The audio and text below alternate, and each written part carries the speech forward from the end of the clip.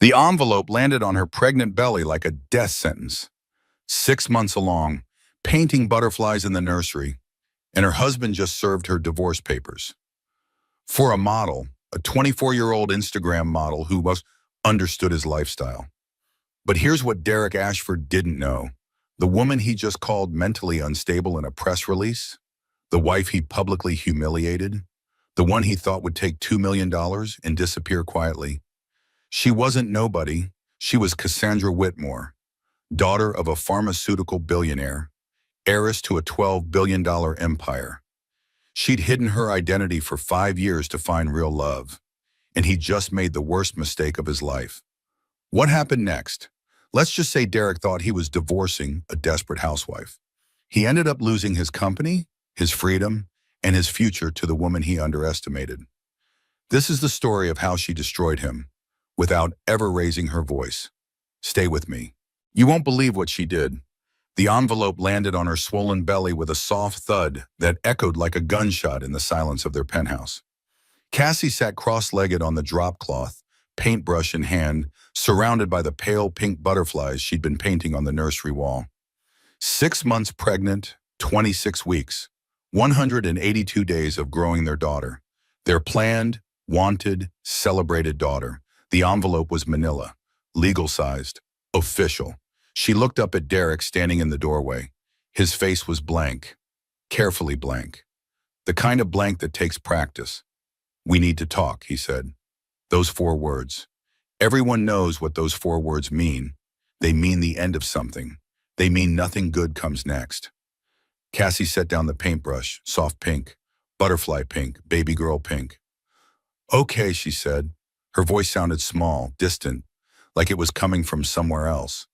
Derek didn't sit down, didn't come closer. Just stood there in his $1,500 suit with his $200 haircut, looking at her like she was a problem he needed to solve. "I can't do this anymore," he said, flat, rehearsed, like he'd practiced in the mirror. "I never wanted to be a father. I thought you were different, ambitious, focused. Then you got pregnant and became ordinary." Ordinary, the word hung in the air between them. Cassie's hands moved to her belly, protective, instinctive. The baby kicked. Once, twice, like she knew something was wrong. "Is there someone else?" Cassie asked. She already knew the answer, had known for months, but asking made it real. Asking meant she had to face it. Derek didn't even have the decency to lie. "Amber understands my lifestyle. She doesn't want to trap me with responsibilities." Trap him. With their child, their wanted child, their planned child. "The papers are in the envelope," Derek said. "My lawyer will contact yours. Or you can get a lawyer, whatever. I'm staying at the Four Seasons tonight. I'll have someone come for my things tomorrow." He turned to leave. "Derek." Her voice cracked. She hated that it cracked. Hated how weak she sounded. He paused, didn't turn around. "How long?" she asked. "How long have you been planning this?" "Does it matter?" "Yes." He looked back at her then, really looked at her. And for just a second, she saw something in his eyes. Guilt, maybe, or pity. She wasn't sure which was worse. "Goodbye, Cassie." The door clicked shut, soft, final. The sound of an ending. Cassie sat there on the floor of the nursery. 6 months pregnant, divorce papers on her belly, surrounded by half-finished butterflies that would never be finished. The silence pressed down on her, heavy, suffocating. She picked up the envelope with shaking hands, opened it, read the first page. Petitioner, respondent, irreconcilable differences, equitable distribution of marital assets. The language was bloodless, clinical, like their marriage could be reduced to legal terms and financial calculations. But between the lines, she read the truth. This wasn't sudden. This wasn't impulsive. This was planned, calculated, premeditated. You don't serve divorce papers to your 6 months pregnant wife on a Tuesday evening unless you've been planning it for weeks, months maybe. How long had she been living with a ghost? How long had he been gone while still physically present? Her phone sat on the changing table. She should call someone. Grace, her mother, Ethan, anyone. But calling someone made it real. And she wasn't ready for real. Not yet. The baby kicked again, harder this time. Insistent, Cassie put her hand on her belly. I know, she whispered. I know. We're going to be okay. Somehow, we're going to be okay. She didn't believe it, but she needed to say it, needed to hear the words even if they were lies. The clock on the wall ticked. 7:32, 7:33, 7:34. Time kept moving. Impossibly. Cruelly. Time didn't care that her world had just ended. She looked at the divorce papers again. Read them more carefully this time. Page 3. Financial disclosure. Derek had listed the value of his company. $400 million. His salary, his stock options, his real estate holdings. Under her assets, he'd written, none, Megan. None, like she'd brought nothing to this marriage, like she was nothing. The fury started then, small, quiet, a spark in the darkness. She'd walked away from billions to marry him, given up her family name, her inheritance, her future, all to prove that she could be loved for herself, that she was more than just Margaret Whitmore's daughter. And he'd written, none. Cassie stood up, her back ached, her feet hurt, her heart felt like it was breaking. But she stood up. She walked to the kitchen, pulled out her phone, found the contact she hadn't used in 5 years. Margaret Whitmore. Mother. Her thumb hovered over the call button. 5 years. 5 years of radio silence because Cassie had been so determined to prove she didn't need her family. So convinced that love was enough, that being chosen was enough. She hit call. 3 rings. 4. Then, Cassandra. Her mother's voice. Cool, controlled, unsurprised. I was wondering when you'd call. Mother, Cassie's voice broke. I need help. I know, darling. I saw the statement from Derek's publicist. Come home. We have a great deal to discuss. How did you? I'm your mother. I know everything. Now come home. Tomorrow morning, 10 a.m. Don't be late. The line went dead. Cassie stood in her kitchen, divorce papers on the counter, phone in her hand, baby kicking in her belly. And for the first time in hours, she felt something other than despair. She felt possibility. Mirror technique moment. She did what she always did when reality became unbearable. She cleaned. At 8 p.m., 6 months pregnant, she got on her hands and knees and scrubbed the baseboards of the nursery. Scrubbed until her back screamed. Scrubbed until her hands were raw. Because if she stopped moving, she'd have to feel it. And she wasn't ready to feel it yet. The baseboards gleamed. The floor was spotless. The walls were perfect. Everything was perfect except her life. She sat back on her heels. Her phone buzzed. A text from an unknown number. Mrs. Ashford, this is Melissa Chen from Ms. Whitmore's office. Your mother requests your presence at the Greenwich Estate tomorrow at 10 a.m. A car will collect you at 9:15. Please confirm. Cassie stared at the message. Her mother hadn't waited for confirmation, had already sent a car, already made plans. Some things never changed. She typed back, confirmed, then she added, thank you. The response came immediately. Ms. Whitmore says to bring the divorce papers, all of them, and anything else Derek has given you recently. Documentation matters. Documentation matters. Even in crisis, her mother was thinking strategy. Cassie gathered the papers, put them in a folder, added the prenup they'd signed 5 years ago, the one Derek's lawyer had insisted on, the one that gave her almost nothing in the event of divorce. She'd signed it without reading. Too in love to care, too certain their marriage would last forever. Tomorrow her mother would read every word, would find the loopholes, the vulnerabilities, the mistakes, and Derek Ashford would learn what it meant to underestimate a Whitmore woman. Cassie didn't sleep. She lay in the guest room. The bed felt too big, too empty, too honest about what her marriage had become. Derek didn't come home. The master bedroom down the hall stayed dark, silent, empty. She pulled up her phone. 3 a.m., the hour when everything feels impossible. She typed into the search bar, can pregnancy hormones cause paranoia? 13 million results. Next search, signs your husband is cheating. 8 million results.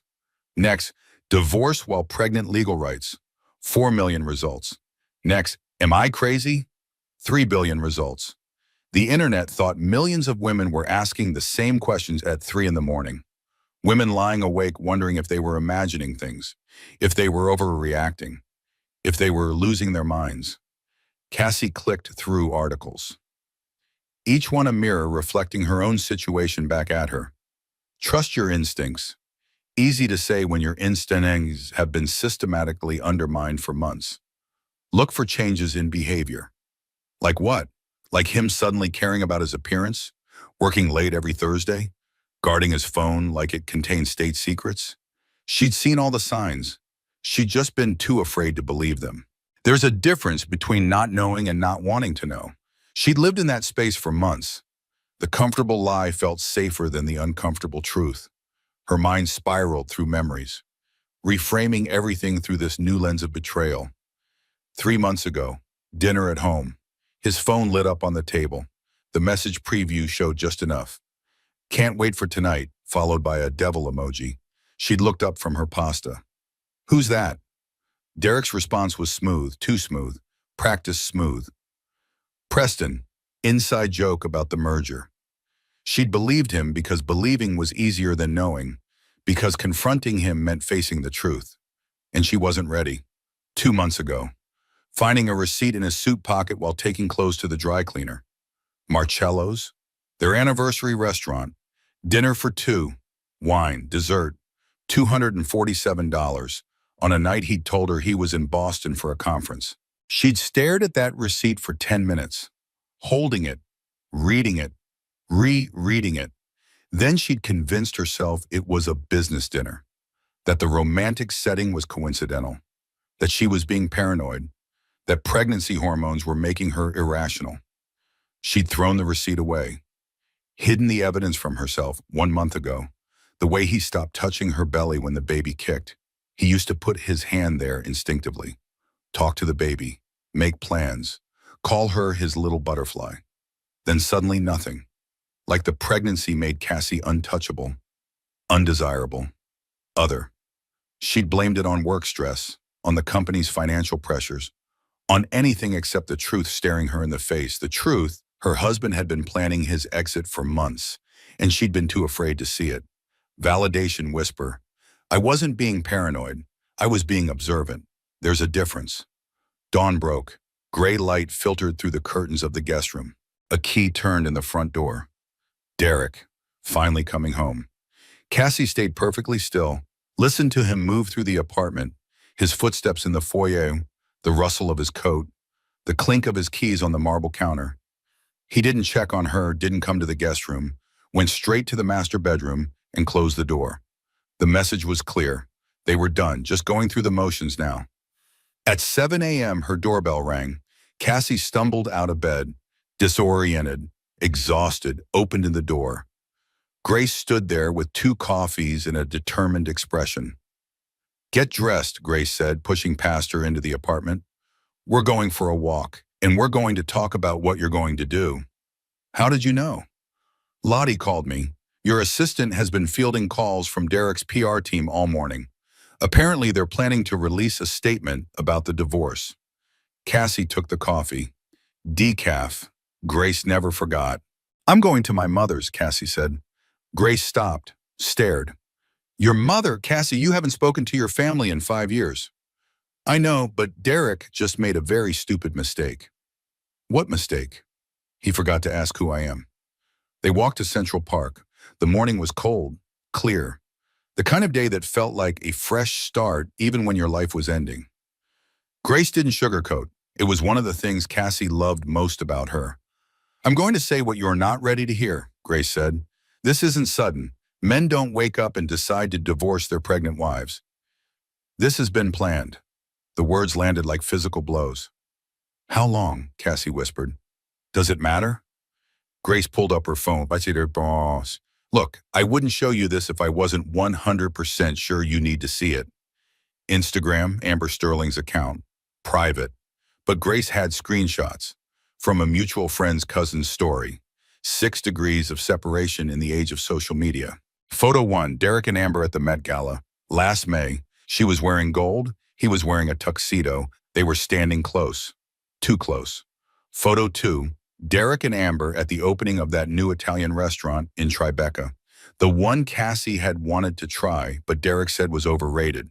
Apparently not too overrated for his mistress. Photo 3. Derek and Amber at Vanessa's birthday party. Last month. The party Cassie had begged off because her ankles were swollen and she was exhausted. Cassie scrolled through the photos. Her hands shook.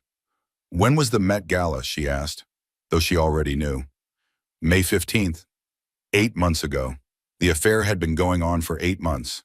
She got pregnant 7 months ago. The timeline was damning, inescapable, crystal clear. He was already cheating when she got pregnant. The baby didn't ruin their marriage. Their marriage was already ruined. She just didn't know it yet. Did everyone know? Cassie asked. Her voice was small, broken. Was I the only one who didn't see it? No one knew for sure. People suspected, whispered, but no one wanted to be the one to tell you. Grace squeezed her hand. I'm sorry, I should have said something sooner. Would I have believed you? Grace considered this. Probably not. They sat on a bench near Bethesda Fountain, watched joggers run past, watched tourists take photos, watched life continue even though Cassie's had stopped. Mirror technique moment. I pretended to be asleep when he came home late, Cassie said quietly. Controlled my breathing, stayed perfectly still, because confronting him meant facing the truth. And I wasn't ready, so I became an expert at fake sleeping. What kind of person does that make me? Human, Grace said. It makes you human. Grace's phone rang. She answered. Her face went pale. Cassie, she said slowly, Derek's publicist just sent a statement to page 6. He's announcing the divorce. Okay, Cassie said, that's expected. No, you don't understand. He's not just announcing it. He's controlling the narrative. And Cassie, he's blaming you. Grace handed over her phone. I'm on. The statement was already live, posted 23 minutes ago, already 417 comments. The headline, Tech CEO Derek Ashford files for divorce, cites wife's mental health struggles. Cassie read, each word was a knife. Tech CEO Derek Ashford filed for divorce from his wife of 5 years, citing concerns for both her welfare and that of their expected child. Sources close to the couple report that Mrs. Ashford has been struggling with severe prenatal mental health challenges throughout her pregnancy, including paranoid delusions and unfounded accusations against her devoted husband. Despite Mr. Ashford's repeated attempts to encourage professional treatment, Mrs. Ashford has refused all intervention. He has made this difficult decision with a heavy heart, hoping that the separation will provide the space necessary for her to seek the help she desperately needs. Mr. Ashford asked for privacy during this difficult time as he focuses on ensuring the safe arrival of his child and supporting his wife from a distance. He remains committed to co-parenting and hopes that Mrs. Ashford will prioritize their baby's welfare by accepting psychiatric care. Character assassination disguised as concern, gaslighting formatted as a press release. Every word was calculated. Paranoid delusions suggested she was imagining the affair. Unfounded accusations implied she was irrational. Devoted husband painted him as the victim. Psychiatric care made her sound dangerous. He wasn't just leaving her, he was destroying her credibility preemptively, making sure that when she told her side of the story, no one would believe her. It was brilliant and vicious, and exactly what a guilty man would do. Cassie's phone exploded. Notifications flooded the screen. Calls, texts, DMs from people she barely knew. Her private Instagram, the one with only 73 followers, suddenly had 96 new follower requests. Her DMs filled with messages from strangers. Get help. Those poor babies don't deserve a crazy mother. Derek deserves better. Gold digger trying to baby trap him. I knew she was unstable. You can always tell. The court of public opinion had rendered its verdict. She was guilty, crazy, unstable, a liar. Her phone rang. Vanessa Ashford, Derek's mother. Cassie considered not answering. Decided she needed to know how bad this was going to get. Vanessa, she answered. Her voice was steady, calmer than she felt. Cassandra. The voice was cold, clipped, each syllable precisely enunciated. I just saw the news. I want you to know that I always had reservations about Derek's decision to marry you. You seem determined to secure him. Ambitious in ways that made me uncomfortable. The audacity, the sheer breathtaking audacity of this woman. I hope you'll do the right thing, Vanessa continued. Accept the settlement Derek is offering. Don't drag this through the courts. Think of the baby. Think of the Ashford family name. Surely you can understand that this spectacle is beneath us. Beneath us, like Cassie was a problem to be managed, a scandal to be contained, an embarrassment to be swept under expensive carpets. Vanessa, Cassie said. Her voice was ice. I will see you in court. She hung up. Grace was pacing, furious. We need to get ahead of this. You need to make a statement. You need to show receipts. You need to— No! Grace stopped pacing. What do you mean, no? I mean no public statement. No defending myself to strangers on the internet. No playing his game on his terms. Cassie's voice was cold, clear, final. I need to call my mother. Your mother? Cassie, you haven't spoken to your family in 5 years. You walked away from them. What makes you think they'll help you now? Because I'm Margaret Whitmore's daughter, and Derek just made a very stupid mistake. What mistake? He forgot to ask who I am, where I come from, what resources I actually have access to. Cassie stood up. Her hands were shaking, but her voice was steady. He thinks I'm helpless, isolated, vulnerable. He's about to learn otherwise. She pulled up her phone, found the contact labeled mother, the one she hadn't called in 1,826 days. Hit dial, 3 rings, 4. Then Cassandra, her mother's voice, cool, controlled, completely unsurprised. I was wondering when you'd call. Mother, Cassie's voice cracked despite her best efforts. I need your help, and I'm ready to come home. The statement didn't just announce their divorce. It painted Cassie as a danger to herself and her unborn child. Cassie sat in the back of her mother's car. Black Mercedes, leather seats, soundproof. The kind of car that costs more than most people's houses. The driver said nothing, just drove, north through Manhattan, across the bridge, into Connecticut, toward Greenwich, toward home. She read the page 6 article again on her phone, then the comments on the comments. 532 comments now, growing by the minute. She looks unstable in her Instagram photos. I can always spot the crazy ones. Derek dodged a bullet. Hope he gets full custody. Gold digger baby trapped him, and now she's mad it didn't work. The narrative had solidified in less than 6 hours. She was the villain. Derek was the victim. Case closed. Her phone rang. Unknown number. She almost didn't answer. Mrs. Ashford? A woman's voice. Professional. Careful. This is Nina Berkshire from the New York Times. I'm working on an investigative piece about tech company financing practices. Specifically, I'm looking into your husband's company. I've uncovered some financial irregularities that I think you should know about. Cassie's heart rate spiked. What kind of irregularities? The kind involving missing investor funds, offshore accounts, wire transfers that don't add up. I'd like to meet with you, today if possible. I think you are going to want to see what I've found. Where? There's a diner in Queens, Joe's, corner of 42nd and Vernon, 2 p.m. Come alone. And Mrs. Ashford? Don't tell anyone where you're going. Not yet. The line went dead. Cassie stared at her phone. Financial irregularities, missing funds, offshore accounts. Sorry, Charles. Derek wasn't just a cheater, he was a criminal. The car pulled up to the Greenwich estate. The gates opened automatically. She was still in the system. Her mother had never removed her access. Even when Cassie insisted she didn't need her family anymore. Even when Cassie married Derek against everyone's advice. Even when Cassie disappeared for 5 years. Her mother had kept her in the system. Just in case. Margaret Whitmore stood on the steps of the main house, 77 years old. Silver hair pulled back in a flawless chignon. Cashmere sweater, pearls, the kind of woman who runs board meetings and intimidates senators. Hello, darling, her mother said. It's time to come home.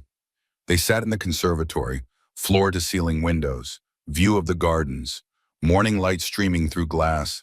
Margaret poured tea from a porcelain pot that was probably worth more than Cassie's car. I knew Derek was wrong for you the moment I met him, Margaret said. Her voice was calm, matter of fact, like they were discussing the weather. Too smooth, too eager. Men who marry above themselves have two reactions, gratitude or resentment. Derek was always going to choose resentment. You never said anything. You wouldn't have listened. You were 27 and determined to prove you could make it without the family money. Admirable, stubborn, very much my daughter. Margaret set down her teacup with precise gentleness. But now he's proven exactly why you shouldn't trust pretty men with mediocre ambitions and expensive tastes. So, what are you going to do about it? I'm going to divorce him. Obviously, but that's not what I asked. I asked what you're going to do about it. Before Cassie could answer, the door opened. Ethan walked in, her older brother, 3 years older, 3 years wiser, the son who stayed, who learned the business, who never ran from the family legacy. He was in a three-piece suit, navy, perfectly tailored, looking every inch the pharmaceutical executive he was. Cassie, he crossed the room, hugged her carefully, mindful of her pregnant belly. I'm sorry about Derek, but I'm not surprised. Everyone keeps saying that because everyone saw what you refused to see, that he was using you, that he resented your family, that he was always going to leave when you stopped being useful to him. The words stung because they were true. Before we discuss strategy, Margaret said, you have a meeting. 2 p.m., Queens, a diner called Joe's. Cassie stared at her mother. How did you know about that? Nina Berkshire called me first. 3 months ago. She's been investigating Derek's company.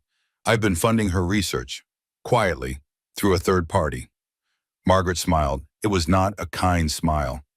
Did you really think I wouldn't keep tabs on the man who married my daughter? Please, give me some credit. You've known about Derek's fraud for 3 months? I've suspected for longer, known for 3 months, waited for the right moment to act. That moment is now. Margaret stood, walked to her desk, pulled out a file. Nina has documented everything. $60 million in missing investor funds, shell companies in the Cayman Islands, wire transfers to Luxembourg, all of it traceable back to Derek.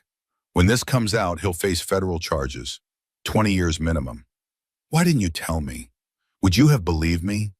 You were so convinced he loved you, so determined to prove your marriage was real. You would have thought I was trying to sabotage your happiness. Margaret handed her the file. Sometimes people need to discover the truth themselves. I just made sure the truth would be properly documented when you were ready to see it. Cassie opened the file. Page after page of bank records, wire transfers, shell company registrations, financial statements that showed a massive fraud. He's been running a Ponzi-adjacent scheme, Ethan said, taking new investment money to pay returns to old investors. The company's valuation is built on lies. When it collapses, hundreds of people will lose everything. How long does he have? 6 months, maybe 8. He needs either a massive new investment round or an acquisition to keep the house of cards standing. And if he doesn't get it? Prison, bankruptcy, complete destruction. Cassie looked at her mother, at her brother, at the empire she'd walked away from 5 years ago. What do you want from me? She asked. We want you to come back, Margaret said simply. Back to the family, back to the business, back to who you really are. Derek Ashford married a woman he thought was nobody. He's about to learn he divorced a Whitmore, and we protect our own. Mirror technique moment. Cassie realized she was sitting exactly like her mother. Back straight, hands folded, chin up. She'd spent 5 years trying not to become Margaret Whitmore. Turns out in crisis, muscle memory returns, the posture of power, the stance of queens. I'm meeting Nina at 2 p.m., Cassie said. I want to see the evidence for myself. Of course. The car will take you. Afterwards, come back here. We have a great deal to discuss. Cassie stood to leave, paused at the door. Mother, why did you keep me in the system? Why did you keep the gates programmed to open for me? Margaret looked up from her tea. Her eyes were sharp, knowing. Because you're my daughter, and mothers never really let their children go, even when their children think they've left. The diner in Queens was exactly what Cassie expected. Vinyl booths, laminate tables, coffee that was probably terrible but served in endless refills. Nina Berkshire was already there. Early 40s, sharp eyes, worn leather bag, the look of someone who'd spent years following paper trails and cultivating sources. Mrs. Ashford, thank you for coming. Nina gestured to the booth. Coffee, it's terrible, but it's hot. Decaf if they have it. Nina signaled the waitress, ordered 2 decafs, waited until the woman left before sliding a folder across the table. Your husband's company received $200 million in Series C funding 18 months ago.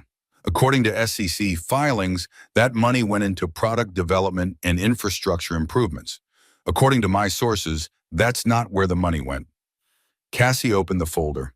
Financial statements, bank records, wire transfer receipts, shell company documentation. At least $60 million is unaccounted for, Nina continued. Moved through a network of offshore companies, routed through the Cayman Islands, then Luxembourg, then back to a series of LLCs registered in Delaware. All of them traced back to Derek. He's been stealing from his own company? It's more sophisticated than that. He's been using new investment money to pay returns to old investors. Classic Ponzi-adjacent scheme. The company's valuation is built on projected growth that doesn't exist. The technology works, but not as well as he claims. The user numbers are inflated. The revenue projections are fantasy. When the next audit happens, the whole thing collapses. Cassie studied the documents, page after page of evidence. Damning, inescapable. Why are you showing me this? She asked. Nina set down her terrible coffee. Because you're about to get divorced. And if I'm right about what Derek is doing, you're entitled to half of everything, including what he's hidden. Also, she hesitated. My sister went through something similar. Her husband hid assets before filing for divorce. By the time she found out, it was too late. The money was gone. She ended up with nothing while he walked away rich. I don't want that to happen to you. Your sister told you to help me? My sister killed herself 3 years ago. The financial devastation was part of it. So yes, I'm helping you for her. And for every woman who's been underestimated by a man who thinks he's smarter than everyone else. Cassie looked at Nina, really looked at her, saw the grief there. The determination, the quiet fury of a woman who couldn't save her sister, but could maybe save someone else. Can I keep these? Cassie asked. Those are copies. I have the originals in a safe deposit box. 3 different banks. I'm not stupid. Nina pulled out a business card. When you're ready to go public with this, call me. I'll publish everything. Make sure the world knows exactly who Derek Ashford really is. What if I'm not ready? What if I want to wait? Then wait. I've been working on this story for 4 months. I can wait a few more weeks. But Mrs. Ashford, don't wait too long. The longer Derek has, the more money he can hide, the more people he can hurt, and the harder it will be to get justice. Cassie photographed every page with her phone, sent the photos to 3 email addresses, her encrypted account, Julian Reeves's office, Ethan's private email. Thank you, she said, for caring, for doing this work, for not dismissing me as the crazy wife Derek's trying to paint me as. Women need to protect each other, Nina said simply. God knows no one else is going to do it. Back in the term, Cassie's phone buzzed. A text from an unknown number. This is Jennifer Morris. I was one of Derek's first investors. I put $2 million into his company 5 years ago. I just read the Page 6 article. I want you to know I don't believe it. And I'm not the only one. There are 8 of us who have been comparing notes, who've noticed irregularities in the financial reports. If you need allies, you have them. Call me when you're ready. Cassie stared at the message. Allies, people who believed her, people who saw through Derek's lies. She wasn't as alone as he wanted her to believe. Validation, whisper. All those times he called me naive about business. All those times he mansplained basic financial concepts to me while I nodded and played dumb. He was projecting. He was the fraud all along. Julian Reeves's office looked exactly like Cassie remembered. Mahogany walls, Floor-to-ceiling law books, Persian rugs, the kind of office that whispered old money and older power. He'd been the Whitmore family attorney for 32 years, handled Margaret's second divorce, Ethan's startup incorporation, the family trust restructuring, Cassie's college graduation gift of $2 million that she'd never touched. Cassie, Julian stood, arms open. He was 52 but looked older. Distinguished silver hair, kind eyes behind expensive glasses. Your mother told me what happened. I'm so sorry. Don't be sorry. Help me understand what I'm looking at. They spread Nina's documents across the conference table. Financial statements, bank records, wire transfers, shell company registrations, page after page of Derek's crimes. Julian's expression grew darker with each revelation. This is worse than embezzlement, he said finally. Derek is running a scheme that's going to implode spectacularly. He's taking investor money, moving it through shell companies, using new investments to pay returns to old investors. The company's entire valuation is built on lies. When this collapses, and it will collapse, people will lose everything. How long does he have? Before the collapse? 6 months, maybe 8. He needs either a massive new investment round or an acquisition to keep the house of cards standing. Without that, the SEC catches up. The investors demand audits, and everything falls apart. And when it does? Criminal charges, federal prison, 20 years minimum, complete financial ruin, social destruction. His name becomes synonymous with fraud. Julian looked at her carefully. But you need to understand something. You're his wife. When this comes out, investigators will look at you too. Ask what you knew, when you knew it. Whether you profited from his crimes. We need to establish clear boundaries. Show that you were a victim of his fraud, not a participant. What are my options? Julian leaned back in his chair, steepled his fingers, considered carefully. You could report this to the SEC immediately. Blow the whistle. Distance yourself before the collapse. Protect your reputation. You'd be seen as a hero, the wife who stopped her husband's fraud. Or you could wait. Let him dig deeper. The divorce isn't final for minimum 6 months in New York. Long enough for him to keep manipulating numbers, hiding money, lying to investors. Then when you're ready, you reveal everything. With your testimony and these documents, you'd be protected as a whistleblower. He wouldn't be. You're suggesting I wait? I'm suggesting you think strategically. Right now, Derek controls the narrative. He's painted you as unstable. If you come forward immediately, people will say you're vindictive, a scorned wife making false accusations. But if you wait, gather more evidence, let him commit to his lies in writing, under oath to investigators, then your testimony becomes undeniable. Then you're not a scorned wife. You're a credible witness with documentation. Cassie looked at the evidence spread across the table, thought about Derek's smug face when he served her divorce papers, his casual cruelty, his absolute certainty that she was powerless. How much more evidence do you need, she asked. I'd like to see his personal accounts, any communication about the shell companies, documentation of the wire transfers he personally authorized, email correspondence with offshore banks. Julian paused. You still have access to his computer? He hasn't changed the passwords yet.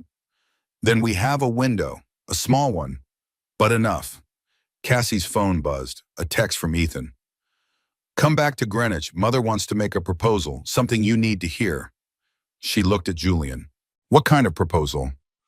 I think Margaret wants to buy Derek's company, save it from collapse, and in doing so destroy him completely. Julian smiled. It was not a kind smile. Your mother doesn't just win, she annihilates. You should probably hear what she has to say. The drive back to Greenwich took 45 minutes. Cassie spent the time thinking about justice, about revenge, about the difference between the two.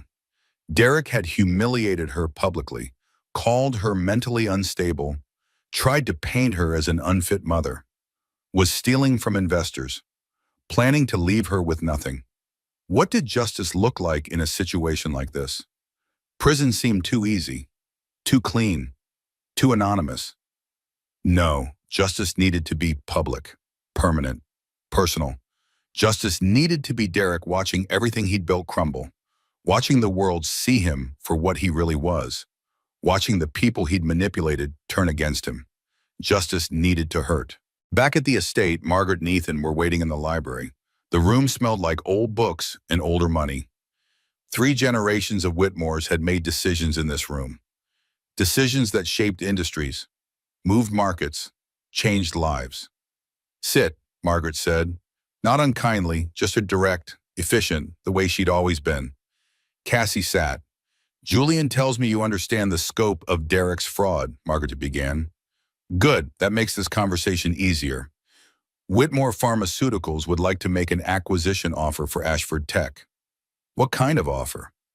Ethan pulled up a presentation on his tablet. We acquire the company. We save it from collapse. We save the cause. We save the investors who trusted Derek. We clean up the fraud. We install new leadership. We turn it into a profitable division of Whitmore Pharmaceuticals. And in exchange, Derek steps down. No severance. No golden parachute. No board seat. Just out. Why would he agree to that? Because the alternative is prison, Margaret said simply. We present him with a choice.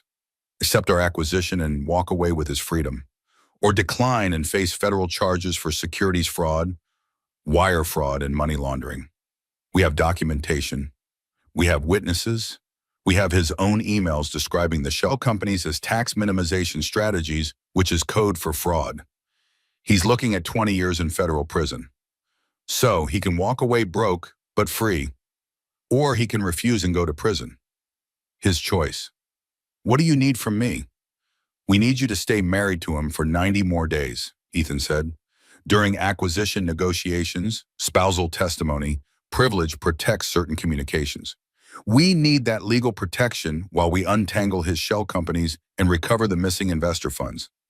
After 90 days, you file for divorce. By then, the acquisition will be complete, and you'll have maximum leverage. 90 days of living with a man who destroyed me? 90 days of destroying the man who underestimated you, Margaret corrected. There's a difference, darling. One is passive, one is active. Which do you prefer? Cassie thought about it. 90 days, 3 months, 13 weeks, living with Derek, pretending, playing a role, being strategic. Could she do it? Did she want to? Her phone buzzed, a text from Derek. We need to talk. Amber is pregnant too. I'm going to be a father twice over. We should handle this like adults. I'll give you $2 million to go quietly. Think about the baby. Think about what's best. $2 million is more money than you've ever had access to. Take it. Move on. Find someone more your speed. $2 million. Like that was generosity. Like she should be grateful. Like he had any idea who he was really married to. Cassie showed the text to Margaret and Ethan. Margaret's expression didn't change. Is Amber actually pregnant? I doubt it. That sounds like a pressure tactic. Make me think I'm being replaced completely. Make me desperate. Good instincts. Margaret set down her tea. So, what's your answer? 90 days of strategic patience or immediate divorce and potential collateral damage? Cassie thought about her daughter, the baby kicking in her belly. What kind of mother did she want to be? The kind who taught her daughter to run from fights, or the kind who taught her daughter to win them? I'll do it, Cassie said. 90 days. But I want documentation of everything. And I want protection. Legal, financial, personal. If Derek figures out what we're doing, if he gets violent, if anything happens to me or the baby, I need guarantees. Done, Ethan said. We'll have a security detail on you, discreet. You won't see them, but they'll be there. And you'll have a panic button, medical alert. Hit it, and we'll have people there in minutes. One more thing, Cassie said. I want to be part of this. Not just a pawn. I want to see the financial documents. I want to understand the acquisition. I want to be in the room when Derek signs the papers. This isn't just about protecting me. It's about teaching me, training me, preparing me to never be this vulnerable again. Margaret smiled, a real smile this time. Proud. Now you sound like a Whitmore. Mirror technique moment. As Cassie sat across from her mother and brother planning the destruction of her husband's empire, She realized her hands were perfectly steady, not shaking, not trembling, steady. This was the exact moment she stopped being Derek's victim and became his worst nightmare. I'll text him back, Cassie said. Accept his terms, play along, make him think he's winning. She typed, okay, 2 million, I'll take it. Just want this over. Send the papers to Julian Reeves's office. I'll sign. Derek's response was immediate. Smart choice. You'll be happier without me anyway. I was doing you a favor leaving. You just couldn't see it. The audacity, the narcissism, the complete lack of self-awareness. Cassie showed the text to Margaret. He really thinks he's doing you a favor? He really does. Good. Arrogance makes men sloppy. Let him think he's smarter than everyone else. Let him think he's won. And then when he's at his most confident, when he's absolutely certain he's gotten away with everything, we'll destroy him so completely he'll never recover. Validation whisper. The hardest part wasn't the betrayal. It was realizing I'd made myself small enough to fit into his idea of what I should be. I apologize for being pregnant, for having opinions, for taking up space. Never again. I'm done shrinking. Cassie moved back into the penthouse the next day, played the role of defeated wife, accepted Derek's terms, signed the preliminary papers. Derek was magnanimous in victory, generous, condescending. I'm glad you're being reasonable about this, he said over breakfast 3 days later. His first breakfast home in a week. I was worried you'd be difficult, emotional. You know how women get. Cassie bit her tongue, literally, bit the inside of her cheek until she tasted blood, because screaming at him would feel good for 5 seconds and destroy everything for 90 days. I just want what's fair, she said, voice small, apologetic, everything he expected. And you'll get it, 2 million is more than fair. It's generous, actually. You didn't contribute financially to the marriage.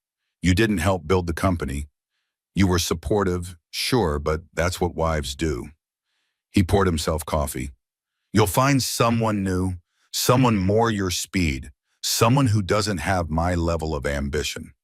Someone more your speed, like she was a broken-down car he was trading in. Where will you live, he asked. With the baby? You can't afford Manhattan on 2 million. Maybe New Jersey? Queens?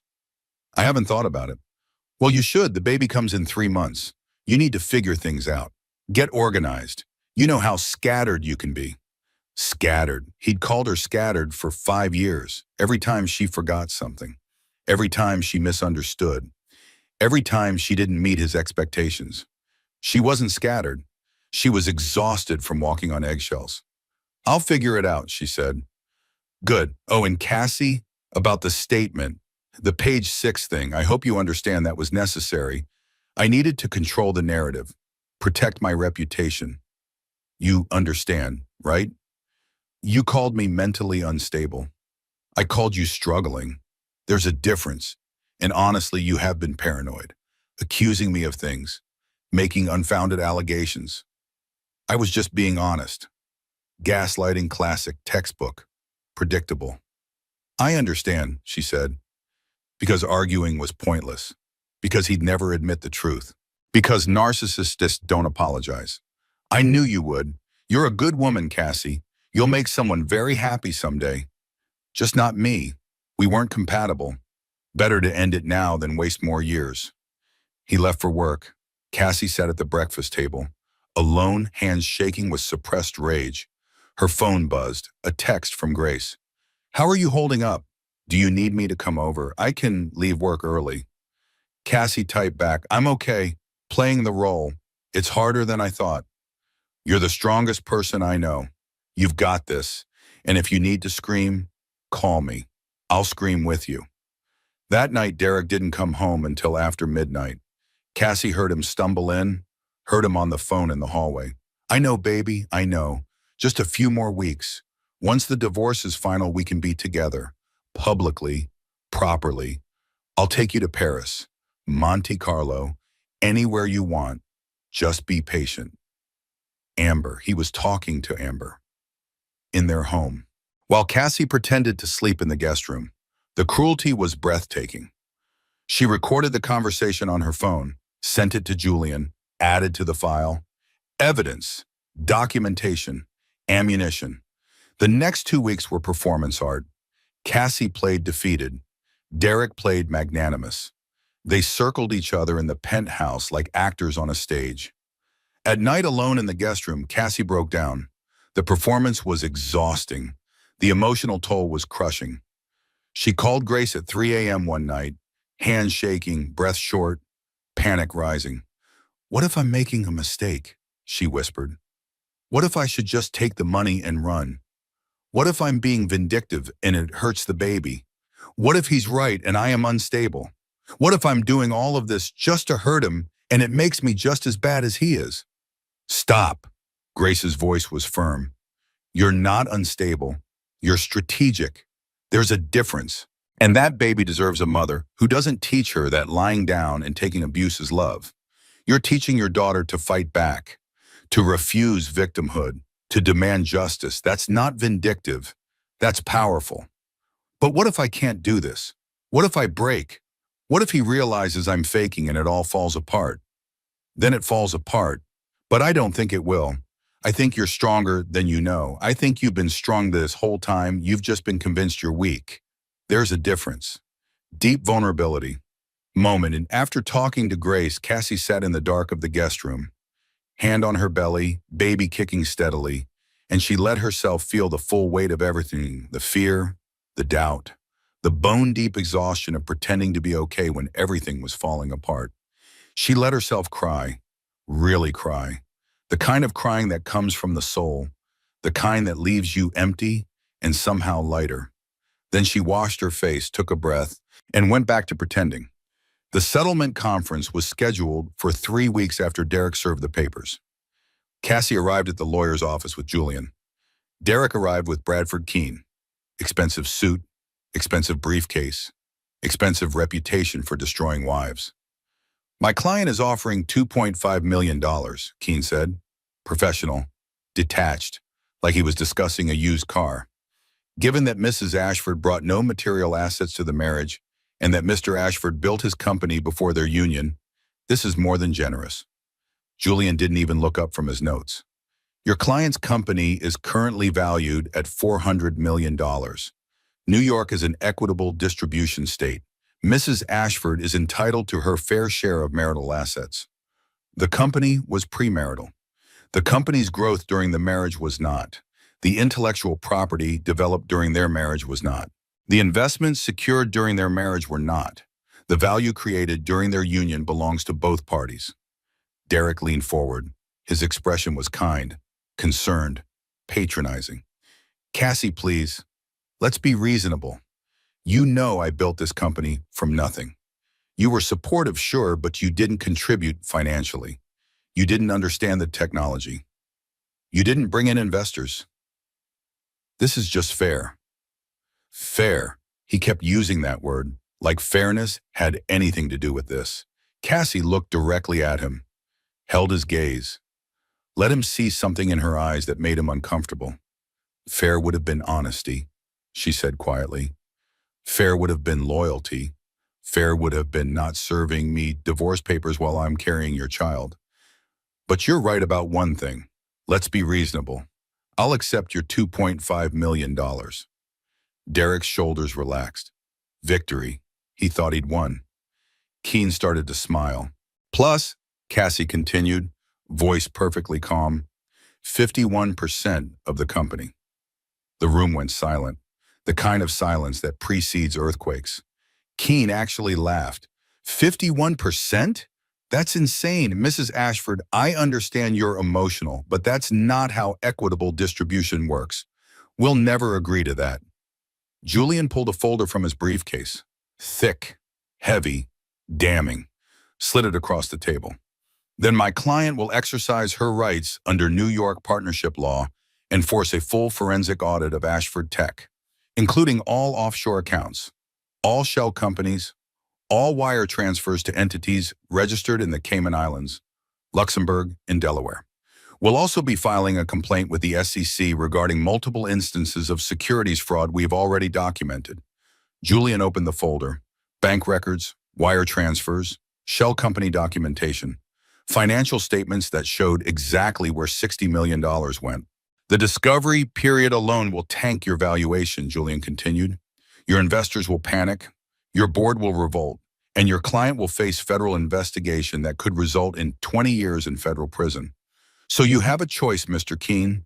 Give Mrs. Ashford majority control and Mr. Ashford steps down quietly, or face federal investigation and criminal charges. You have 72 hours to decide. Derek's face had gone white. His hands gripped the table edge. Where did you get those documents? Investigative journalism, Cassie said, and a very thorough attorney. You really should have changed your computer passwords, Derek. That was your first mistake. Underestimating me was your second. Hook. Moment, Keene gathered the documents, stood up. We need to consult with our client. We'll be in touch. After they left, Julian turned to Cassie. You did well. You didn't show emotion, didn't get rattled. That was perfect. I wanted to scream at him. I know, but you didn't. That's what matters. Control, strategy, patience. You're learning. Cassie looked at the folder, at the evidence of Derek's crimes, at the ammunition that would destroy him. How long until they respond? Days, maybe a week. Keene needs to explain to Derek exactly how much trouble he's in, needs to make him understand that fighting this means prison. Once Derek accepts that reality, he'll fold. Men like him always do. They're bullies, and bullies fold when someone fights back. That night, Derek came home angry, furious, threw his briefcase across the living room. You're bluffing, he said, standing over her while she sat on the couch. You don't have evidence of fraud. You're not smart enough to even understand what fraud looks like. You're a housewife with a fancy lawyer. That's all you are. You think you can intimidate me? You think you can threaten me? Mirror technique moment. Cassie bit the inside of her cheek. The old habit. The childhood coping mechanism. Bite. Breathe. Don't let them see. She'd been doing it since she was 7 years old. Every time her father yelled. Every time her mother was disappointed. Every time she needed to hide what she was feeling. And she was doing it now. Tasting blood. Holding back screams. Protecting herself the only way she knew how. You're right, she said softly. I'm not smart enough. Good thing I have smart people working for me. You don't have anyone. You're completely alone. Your friend Grace, she's a nurse. What's she going to do? Your family? You haven't spoken to them in 5 years. You think they're going to help you now? After you walked away from them to marry me, they won't even take your calls. Maybe you're right, she said. Maybe I am alone. She stood up, walked past him, went to the guest room, locked the door, heard him punch the wall in the hallway, heard him curse, heard him leave the apartment, slammed the door. Her phone buzzed. Ethan. Derek's lawyer called and they want to negotiate. We've got him. Victory should feel triumphant. Instead, it felt exhausting, heavy, like winning was just another kind of burden. But she'd carry it. For her daughter, for herself, for every woman who'd been underestimated by a man who thought he was smarter than everyone else. She'd carry it and she'd win. The next morning, Derek was gone. His side of the Pennant house was empty, closets cleaned out, bathroom cleared, no note, just gone. Cassie walked through the empty spaces, rooms that used to be theirs, now just hers. The silence was heavy, final. Her phone rang. Julian. Derek's lawyer called. They want to settle. He's agreed to the acquisition. 51% to you through Whitmore Pharmaceuticals. He steps down as CEO, maintains a non-voting board seat, no severance, no golden parachute. It's over, Cassie. You won. She should feel relieved, triumphant, victorious. Instead, she felt hollow. When do we sign? Friday. 3 days. At your mother's estate. Derek insisted on neutral ground. He doesn't want to be in my office. Doesn't want more lawyers watching. Just him, you, witnesses, and signatures. Will Ethan be there? Your whole family will be there. Margaret insisted. This is a Whitmore acquisition. She wants Derek to understand exactly who he's been dealing with. 3 days, 72 hours. Then it would be over, really over. He spent those days in a fog, moving through the penthouse like a ghost, packing Derek's remaining things, painting over the butterflies in the nursery, erasing him. Grace came over every evening, brought food, made her eat, sat with her in silence when words were too much. "How are you feeling?" Grace asked on Thursday night, the night before the signing. "Empty, is that normal?" "I think so. You've been running on adrenaline and rage for weeks. Now it's ending. The letdown is natural." "I thought I'd feel happy, relieved, something positive." "Maybe you will, after it's really over, after you've had time to process. Right now, you're still in survival mode. Give yourself permission to just exist. You don't have to feel anything specific." That night, Cassie couldn't sleep. 7 months pregnant now. The baby pressed against her ribs, kicked her bladder, reminded her constantly that time was running out. 3 months until she became a mother. 3 months to figure out how to be a parent alone. She got up at 2 a.m., made decaf tea, sat in the living room looking out at Manhattan, city lights stretching forever. All those people, all those lives, all those stories. She thought about Derek, about the man she thought she'd married, about the man he actually was. Had she ever really known him? Or had she just loved her idea of him? She'd been so determined to prove love was enough, that she didn't need her family's money, that she could make it on her own, that being chosen was the ultimate achievement. But being chosen by the wrong person isn't an achievement. It's just another prison with prettier bars. Mirror technique moment. Cassie realized she was sitting in the dark, drinking tea, talking to herself. When had she started doing that? Sometime in the last few weeks. Talking to the baby, talking to herself, filling the silence with her own voice because being alone with her thoughts was too much. She wondered if this was what going crazy felt like. Then decided she didn't care. Crazy was just another word men used for women they couldn't control. Friday morning arrived. Cold. Gray. December wind cutting through the city. The car picked her up at 9 a.m. Black Mercedes. Same driver, same leather seats, same silence. The drive to Greenwich felt longer than usual, like the universe was giving her time to change her mind, to back out, to choose the easier path. But there was no easier path. There was only forward. The estate looked exactly like it had 2 weeks ago. Unchanged, solid, permanent, unlike everything else in her life. Derek's car was already there. A Tesla, silver, expensive. Exactly the kind of car a tech CEO would drive. Inside the library, everyone was waiting. Margaret, Ethan, Julian, Derek, Keene, Preston Montgomery. 2 witnesses Cassie didn't recognize. Derek looked smaller than she remembered. Diminished. Like defeat had physically shrunk him. "Let's begin," Margaret said. "No pleasantries, no small talk, just business." Julian laid out the papers. 7 pages, each one a death of Derek's dreams. Page 1. Transfer of 51% ownership of Ashford Tech to Cassandra Whitmore Ashford. Page 2. Resignation of Derek Ashford as Chief Executive Officer effective immediately. Page 3. Appointment of Derek Ashford to non-voting board seat. Page 4. Acquisition of Ashford Tech by Whitmore Pharmaceuticals through majority shareholder. Page 5. Dissolution of all offshore accounts and shell companies. Page 6. Cooperation with SEC investigation in exchange for immunity from prosecution. Page 7. Final settlement of divorce proceedings. $2.5 million to Cassandra Whitmore Ashford plus majority ownership stake. Derek stared at the papers. His hands shook. "You planned this. All of it. You've been working together this whole time." "No," Cassie said quietly. "You planned this when you had an affair, when you hid assets, when you committed fraud, when you underestimated me. I just responded." "This is all reaction, Derek. You're the action. I'm the consequence." Preston Montgomery stepped forward, Derek's business partner. His closest friend since college, the best man at their wedding. "Derek signed the papers," Preston said. "I've seen the evidence.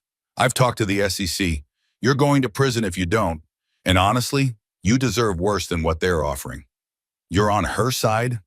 "I'm on the side of not being complicit in your fraud. I've been cooperating with their legal team for 3 weeks, providing documents, testifying, protecting myself from being dragged down with you. I'm out, Derek. The other board members are out. You're alone. The irony was perfect. Poetry, justice.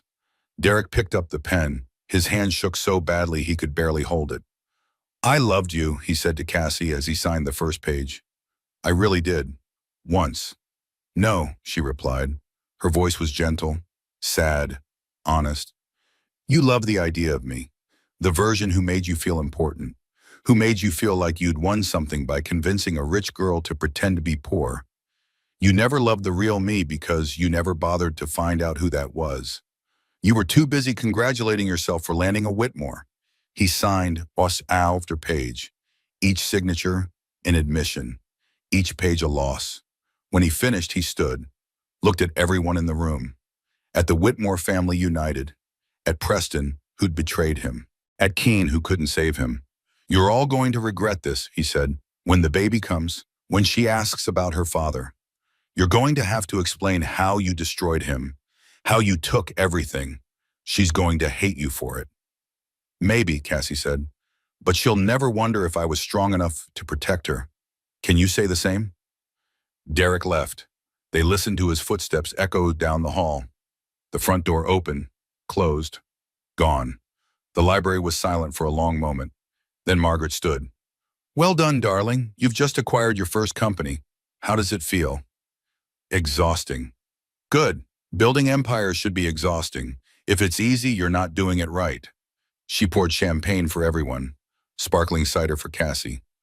"To Cassandra Whitmore, EO of Whitmore Digital Health, may your enemies always underestimate you."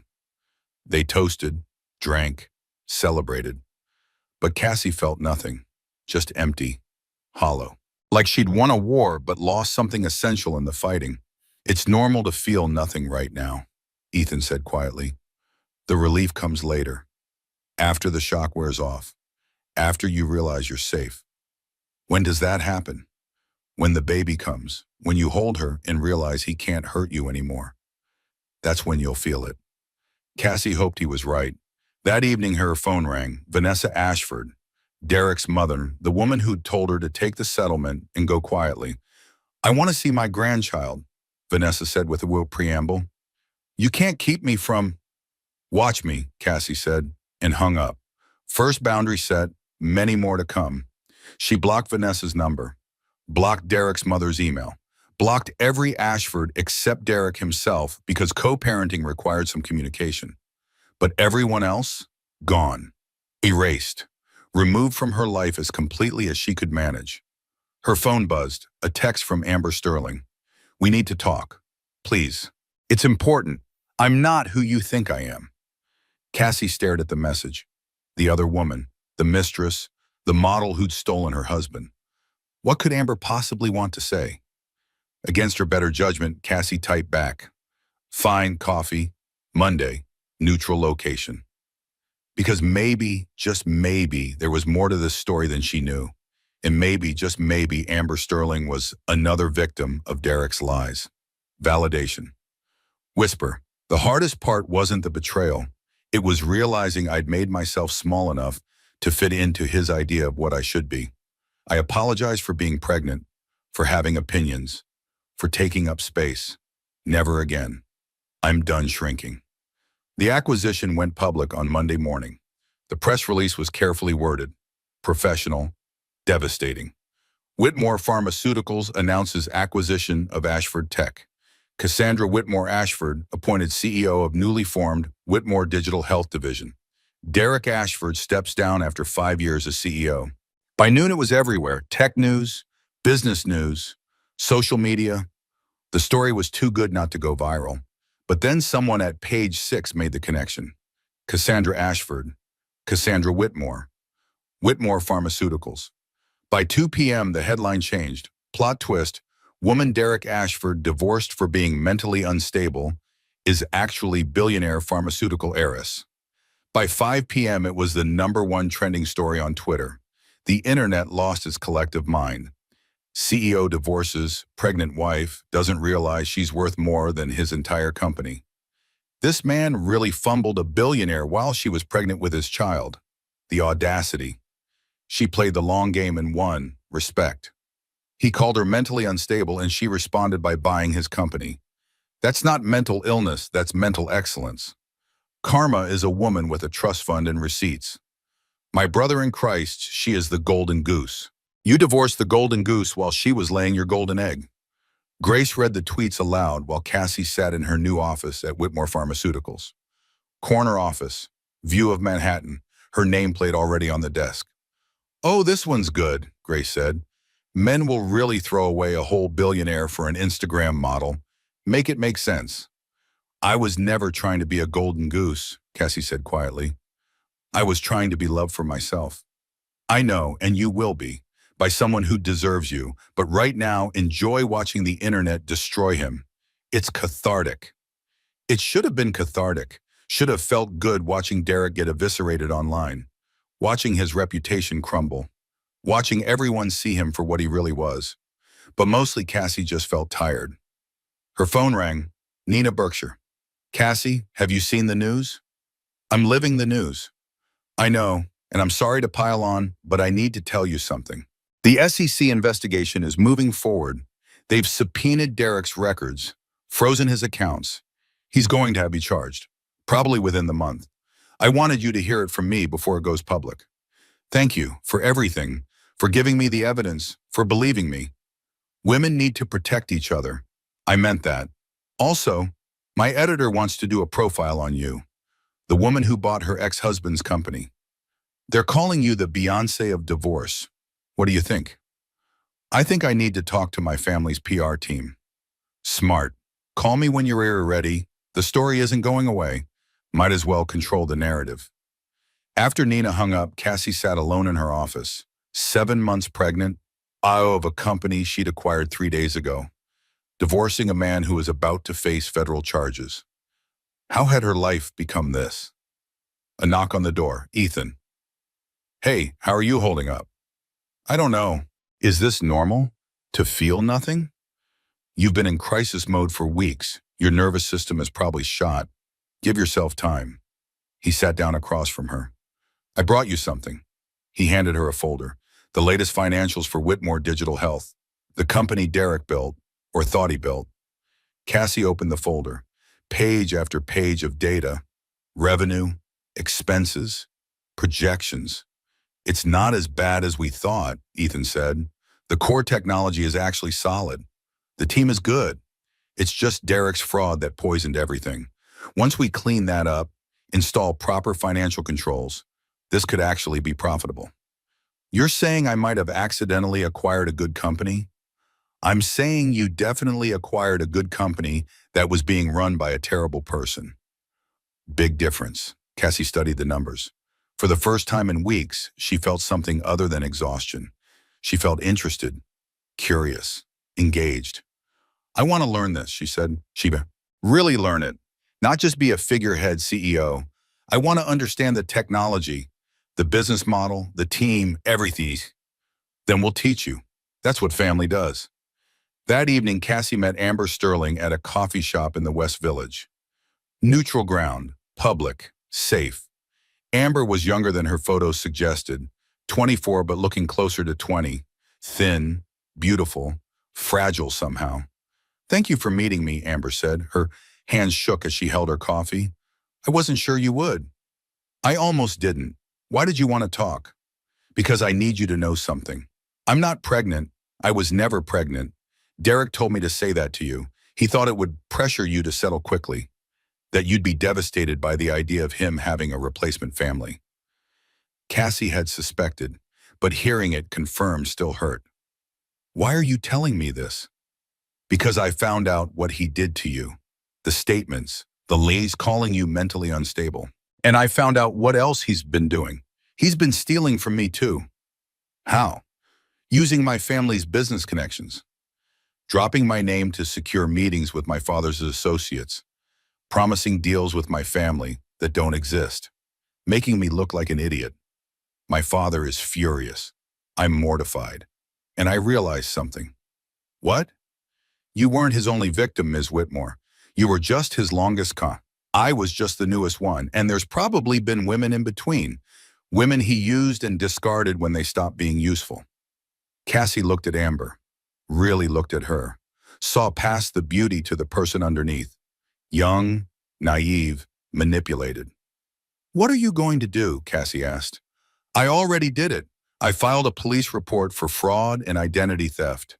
I gave statements to the SEC about the offshore accounts he told me were just tax minimization. I broke up with him. And I'm telling you because—" Amber paused, took a breath. "Because I'm sorry for my part in hurting you. I knew he was married. I knew you were pregnant. I told myself it didn't matter, that you probably deserved it somehow, that if your marriage was good, he wouldn't have cheated. All the things women tell themselves when they're the other woman. But I was wrong, and I'm sorry." Mirror technique. Moment, Cassie realized she wasn't angry at Amber anymore. She wasn't anything, just tired. The amount of energy I wasted on hating the wrong person, she thought. She was just another one of his lies, another piece in his game. We were both marks, different cons, same con man. "Thank you for apologizing," Cassie said. "That took courage. What happens now to you and the baby? We figure it out, one day at a time. That's all anyone can do. If you need anything, a statement for court, testimony, whatever, I'll do it. I owe you that much." After Amber left, Cassie sat alone in the coffee shop, hands on her belly, baby kicking steadily. She thought about justice, about revenge, about the difference between the two. Derek was losing everything: his company, his reputation, his freedom probably. Soon he'd face federal charges, prison time, social destruction. That was justice, but revenge would have been destroying him personally, taking pleasure in his pain, rubbing his face in his failures. And she didn't feel that, didn't want that, just wanted him gone, out of her life, out of her space, out of her future. She wanted to be free of him. And surprisingly, she was starting to feel that freedom. The anger was fading. The hurt was becoming more like a scar than a wound, still there, still visible, but not actively bleeding anymore. Maybe that was healing. Maybe that was growth. Maybe that was what winning actually looked like. Not destruction of your enemy, but liberation of yourself. She texted Amber, "If you need a reference for law school or an internship, let me know. Women who learn fast deserve second chances." The response came immediately. "Thank you. You didn't have to do that." "Yes, I did. We're not enemies. We never were. He just convinced us we were." That night, Cassie went to prenatal yoga for the first time in 3 weeks. Her body ached, her back hurt, her hips were misaligned from carrying 30 extra pounds. But being in the room with other pregnant women, all sharing this strange journey into motherhood, felt grounding, real, human. During Savasana, the instructor said, "Release what no longer serves you." And Cassie did. She let go of the anger, the hurt, the betrayal, the years of making herself small, the need for Derek to acknowledge what he'd done, the fantasy that he'd apologize or change, or suddenly become the man she'd thought she married. She released all of it, let it go, made space for something new. After class, a woman approached her, pregnant, about her age, kind eyes. "I'm sorry, but are you Cassandra Whitmore? I saw the news." Cassie braced for judgment, for questions, for invasive curiosity. "I'm Jennifer Morris," the woman continued. "I was one of Derek's first investors. I put $2 million into his company 5 years ago. I just wanted to say thank you for exposing the fraud, for saving the company, for protecting the rest of us from losing everything. You didn't have to do that. You could have just taken your settlement and walked away. But you didn't, and I'm grateful." "How many investors are there?" Cassie asked. 43, and we're all grateful. Some of us want to send a statement of support. For when the press tries to paint you as vindictive or bitter, we want people to know you saved us. That matters." "Thank you," Cassie said. "That means more than you know." As she drove home, Cassie thought about allies, about the network of people who'd shown up when she needed them. Her family, Grace, Julian, Nina, Jennifer. Even Amber, in her own way, she wasn't alone. She'd never been alone. She'd just been convinced she was by a man who needed her isolated to control her. But now she was free, supported, surrounded by people who saw her as she really was.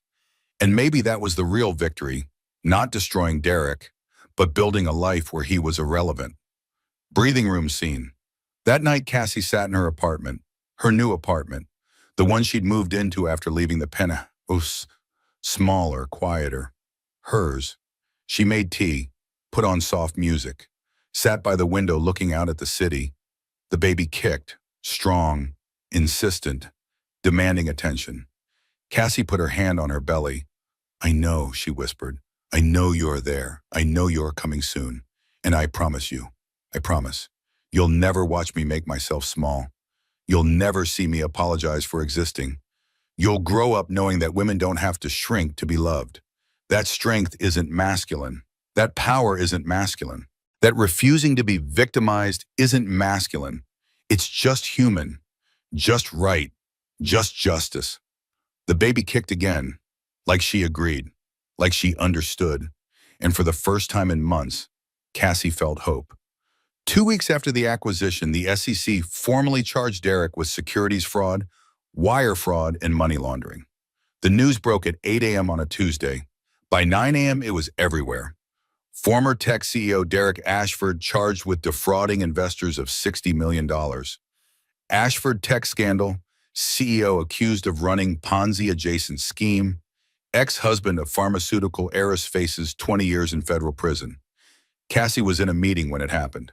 Revenue projections for Whitmore Digital Health. Her first real CEO meeting. Her first chance to prove she could do this job. Lottie burst in. Miss Whitmore, the SEC just announced charges against Derek. It's all over the news. The room went silent. 10 executives staring at her, waiting to see how she'd react. Cassie took a breath. Okay, thank you, Lottie. We'll address that after this meeting. Right now, we're discussing Q4 projections. I believe we were on slide 12. The meeting continued. Professional, focused, no drama. But inside, Cassie's heart was racing. It was really happening. Derek was being held accountable, publicly, officially, permanently. After the meeting, she called Julian. I assume you heard, Oman, he said. Hard to miss. What happens now? Now Derek hires a criminal defense attorney, probably someone expensive and excellent. They'll try to negotiate a plea deal. The SEC has him dead to rights, $60 million in documented fraud, wire transfers, falsified reports, lies to investors. He's looking at 15 to 20 years minimum. Will I have to testify? Probably, as his ex-wife, as the person who discovered the fraud, as the CEO who cooperated with investigators. Yes, you'll testify, but Cassie, you're the hero in this story. The whistleblower who saved 43 investors from losing everything. The woman who exposed corruption. That's how history will remember you. I don't feel like a hero. I feel tired. That's because heroism is exhausting. But you did it anyway. That's what makes it heroic. That afternoon, Margaret called. Family dinner, tonight, 7 p.m., Greenwich. Don't be late. We're celebrating. Celebrating what? Your first successful acquisition. Derek's impending imprisonment. The fact that you're 7.5 months pregnant and still showing up every day. Take your pick. Just be here. The dinner was everything Cassie expected. Formal, elegant, excessive. Margaret at the head of the table in diamonds and Chanel. Ethan to her right in another impeccable suit. Cassie to her left, pregnant and tired and trying to keep up. To Cassandra, Margaret raised her glass. Who remembered she's a Whitmore? Finally. They drank, ate, talked business and strategy in the future of Whitmore Digital Health. The team you brought in is excellent, Ethan said between courses. We're on track for profitability by Q2 next year. The technology is solid. The vision is sound. It's just Derek's fraud that poisoned everything. Once that's cleared up, this division could be worth billions. Preston wants to stay on, Cassie said. As COO, he knows the business, knows the team, and he cooperated fully with the SEC investigation. I think we should keep him. Agreed, Margaret said. Loyalty matters.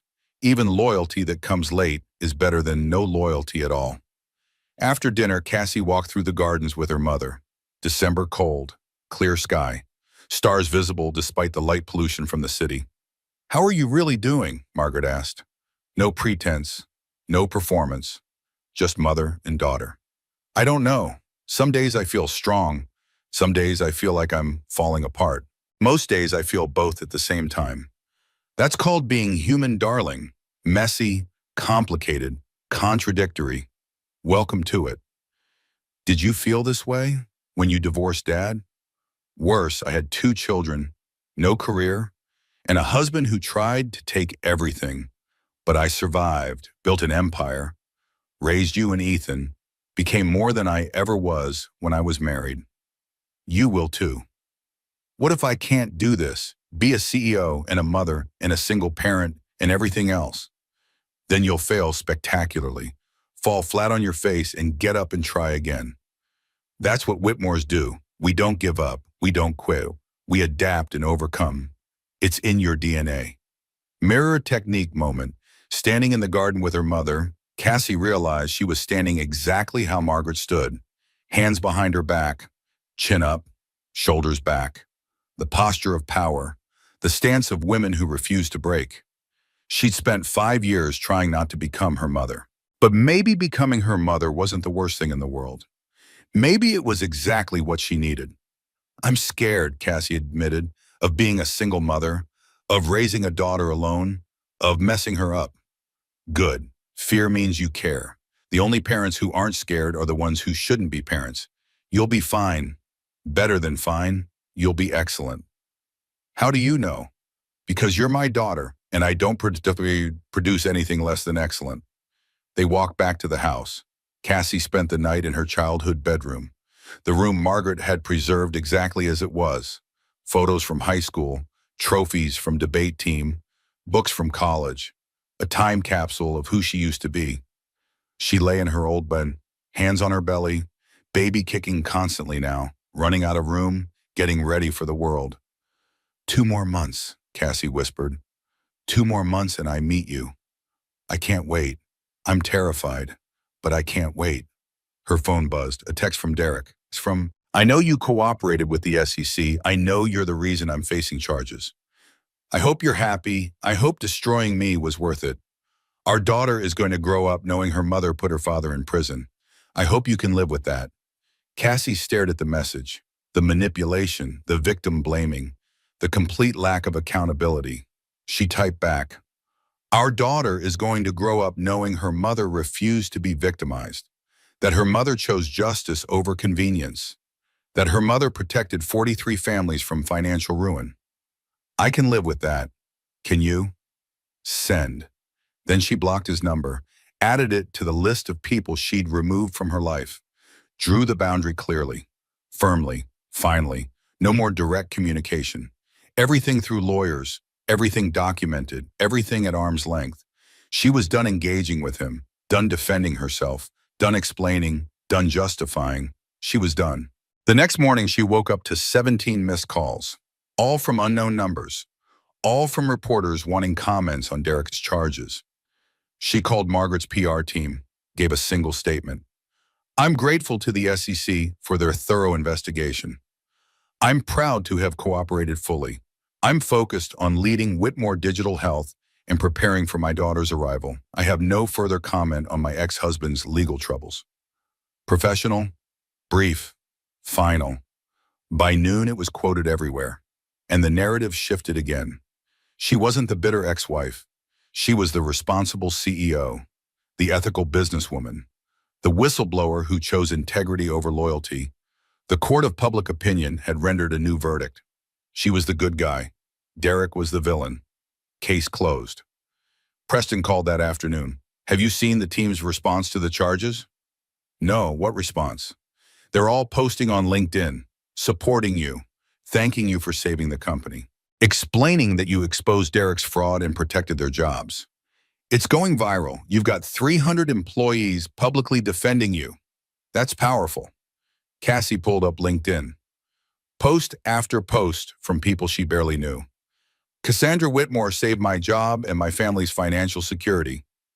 Thank you for your courage. I'm proud to work for a CEO who chose ethics over convenience. Cassie Whitmore is the leader we needed. Derek Ashford is the cautionary tale we deserved. The support was overwhelming, unexpected. Humbling. She'd spent weeks feeling alone, isolated, like she was fighting this battle by herself. But she wasn't alone. She'd never been alone. She'd just been convinced by the person who needed her isolated to control her. Layer 6, quiet strength. That evening, Cassie sat in her office after everyone left. The building was silent, empty, just her and the city lights.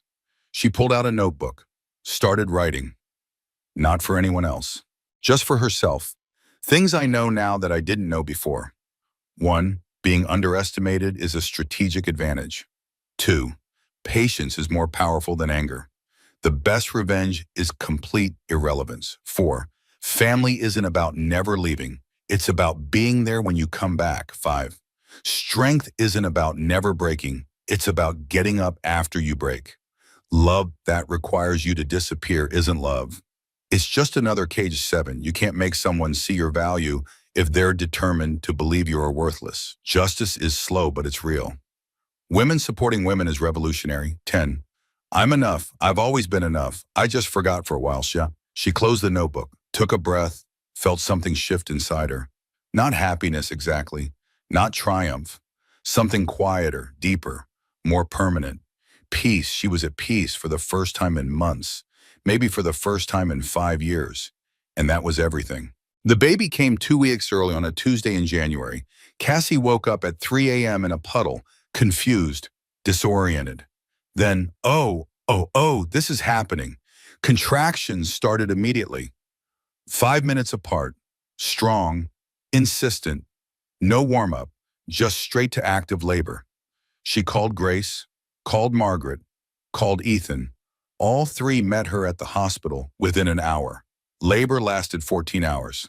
Long, brutal, exhausting, beautiful in the way that pain can be beautiful when it means something. At 5:32 p.m., Eleanor Margaret Whitmore entered the world. 8 pounds, 6 ounces, screaming with indignation at being evicted from the warm darkness into cold, bright hospital lights. Cassie held her daughter for the first time and understood everything, every cliché about motherhood, every impossible feeling, every fierce protective instinct. This was what mattered. Everything else was just noise. Eleanor had Derek's chin, Cassie's eyes. Her own personality from the first moment. Loud, demanding, unapologetic about her needs. She's perfect, Grace whispered, crying, happy tears. She's a Whitmore, Margaret said, touching Eleanor's tiny hand. Strong, stubborn, going to run the world someday.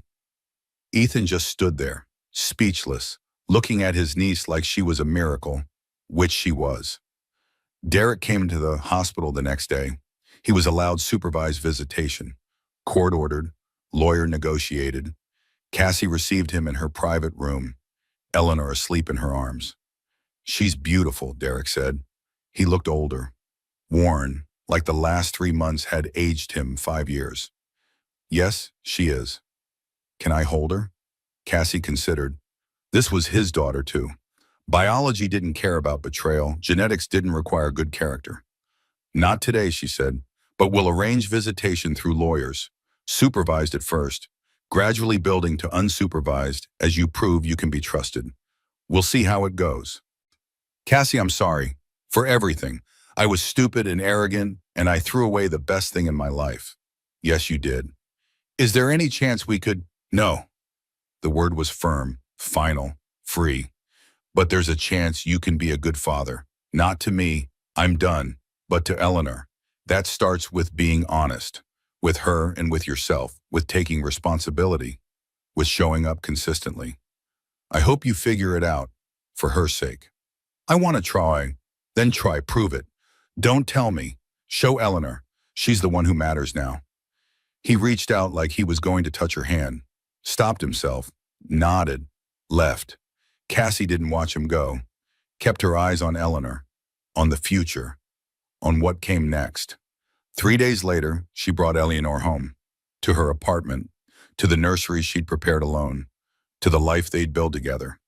Grace helped her settle in, showed her how to change diapers properly, how to swaddle, how to survive on 3 hours of sleep. You're going to be an amazing mother, Grace said. I hope so. I'm terrified. Every good mother is terrified. It's the ones who think they know everything who screw up their kids.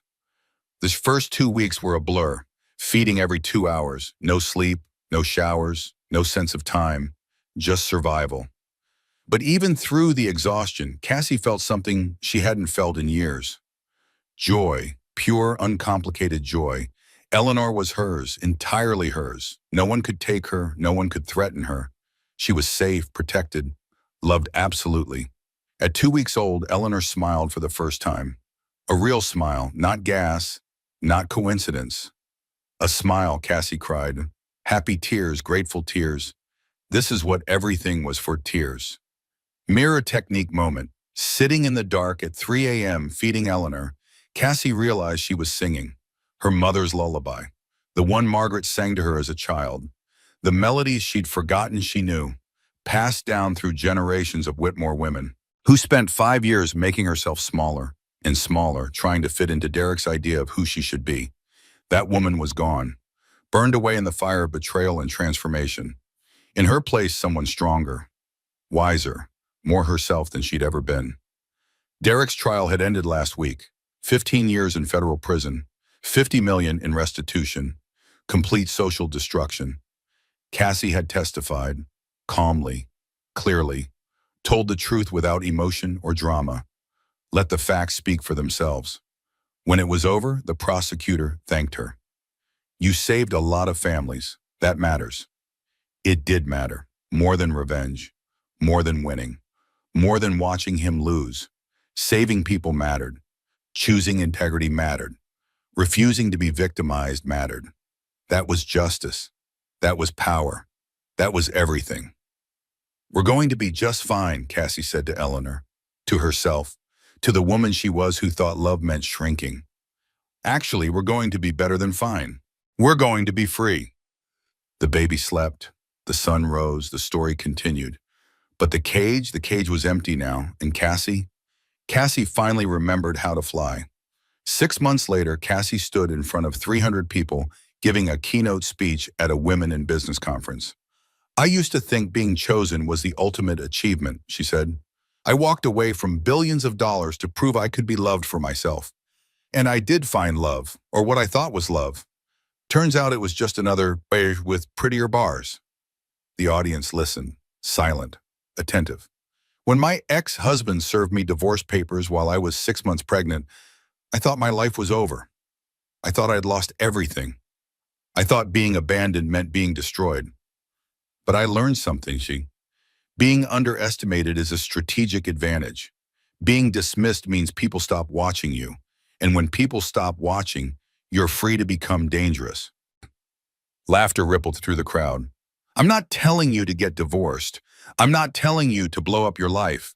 I'm telling you that when your life blows up anyway, when everything you thought was solid turns out to be sand, you have choices. You can shrink, or you can expand.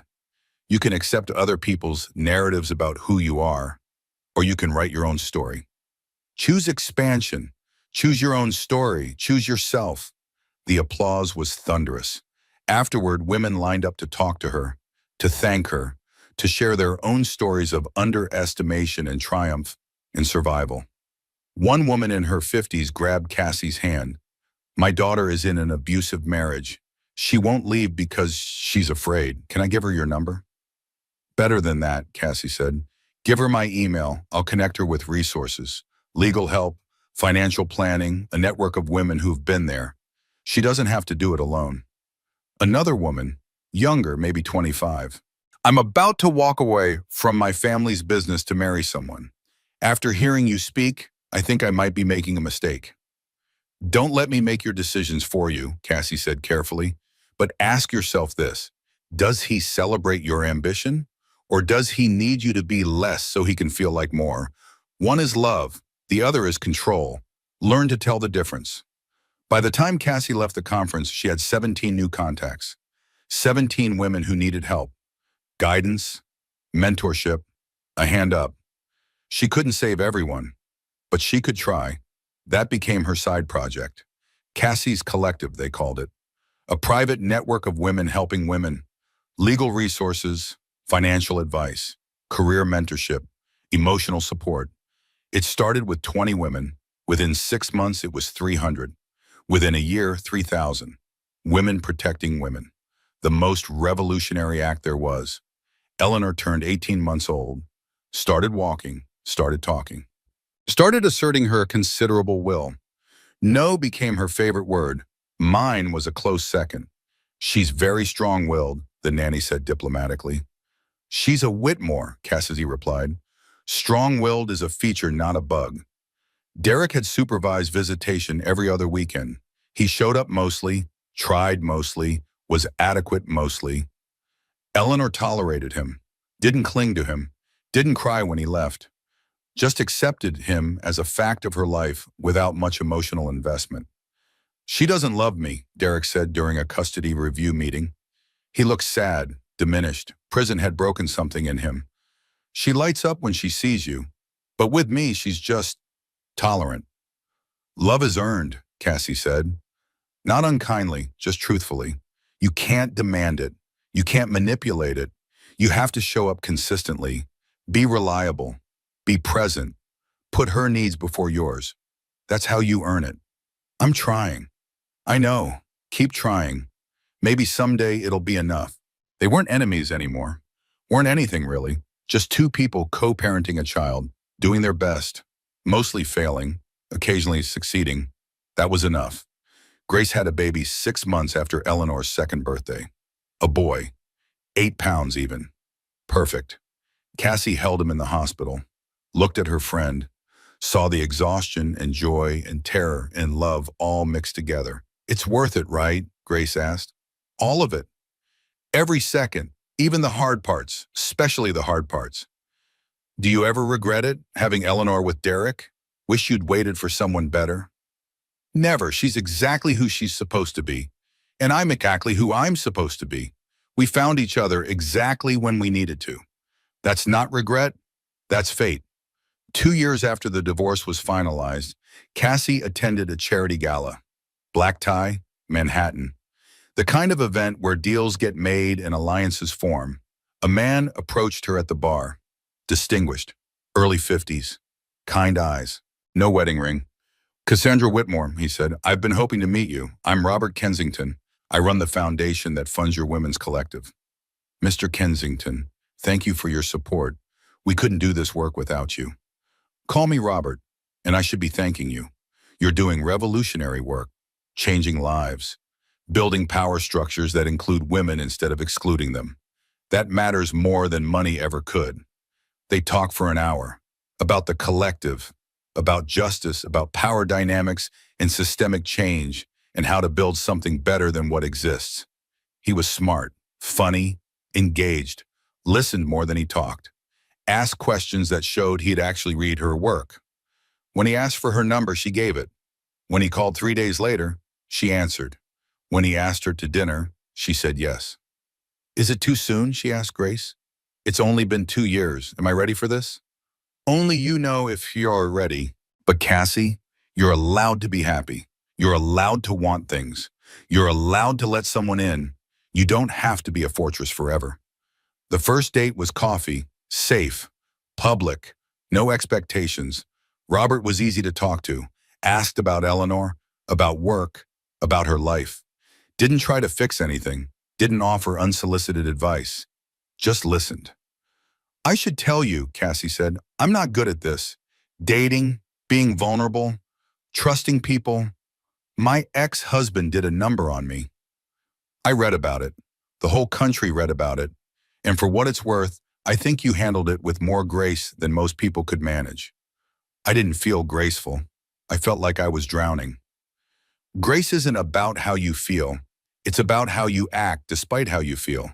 You acted with integrity when revenge would have been easier. That's grace. They went on a second date, then a third, then a fourth. He met Eleanor on date number 7. Brought her a stuffed butterfly. Played blocks on the floor. Didn't try too hard, didn't perform. Just existed in her space comfortably. Eleanor looked at him, looked at Cassie, said, Nice man, Mama. Yes, baby, nice man. 3 months into dating, Robert asked, What are we doing here? I need to know if this is going somewhere or if we're just passing time. I don't know, Cassie said honestly. I want this to go somewhere, but I'm scared, terrified actually, of making the same mistakes, of being wrong about someone again, of letting my daughter get attached to someone who leaves. I'm not asking for marriage. I'm not asking for forever. I'm just asking if you're willing to try, to see where this goes, to be open to the possibility that maybe not all men are like your ex-husband, that maybe some of us are worth the risk. She thought about it, really thought about it, then said, yes, I'm willing to try, but slowly and with boundaries. And with the understanding that if this doesn't work, we're adults about it. No drama, no destruction, just honest conversation and mutual respect. I can do that. And he did, for 6 months, then a year, then 18 months. He was steady, reliable, present, showed up when he said he would, called when he said he'd call, integrated into her life without trying to control it. Eleanor adored him, called him Bertie because Robert was too many syllables, climbed on him like a jungle gym, demanded stories and snacks and attention.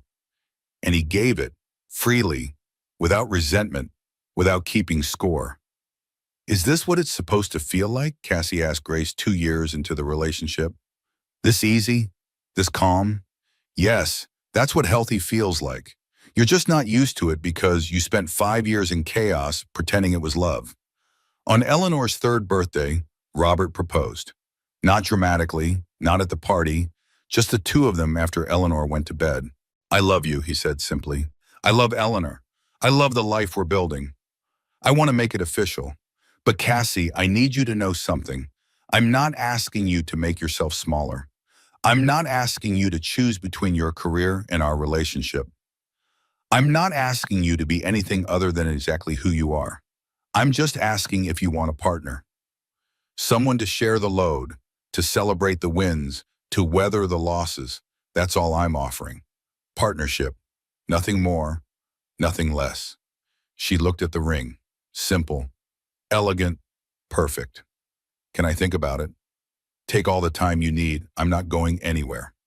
She talked to Margaret, to Ethan, to Grace, to Eleanor's therapist, who she'd been seeing since the divorce to make sure she was parenting well, despite everything.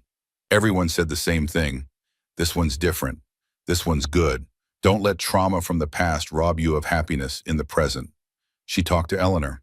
3 years old, but surprisingly wise. Would you like it if Bertie lived with us all the time? Cassie asked. Would he make pancakes? Probably. Then yes, I like pancakes. 3-year-old logic was surprisingly sound. 6 months after the proposal, Cassie said yes. They married in a small ceremony in the Greenwich Gardens. 30 people.